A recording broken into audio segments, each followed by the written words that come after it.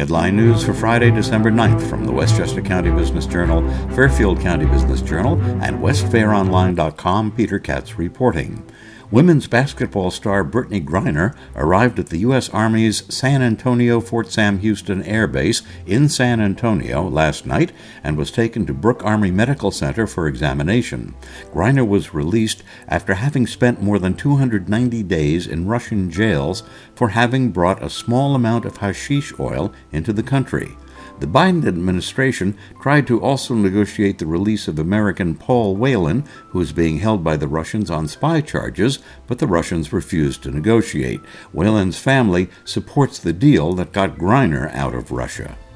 President Biden hailed the bipartisan vote that gave final congressional approval to legislation that protects the rights of people to marry whomever they want.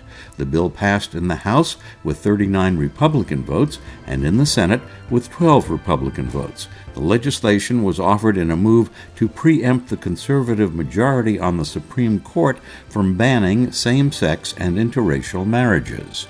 The Washington Post reports that the Justice Department has asked a judge to hold Donald Trump's legal team involved in the Mar-a-Lago classified documents case in contempt of court for not complying with a subpoena to turn over all classified records Trump had taken. Despite assurances that all classified documents had been handed over to the government, more were recently found in a storage unit used by Trump. In the TV series Harry and Meghan that premiered on Netflix yesterday, Prince Harry and his wife Meghan blast the British tabloids for biased coverage denigrating British royalty.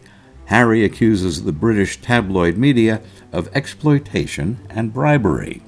The Federal Trade Commission has issued an administrative complaint to start the process of having a judge hear arguments that would block Microsoft from acquiring ZeniMax, parent company of Bethesda Softworks, a well-known game developer.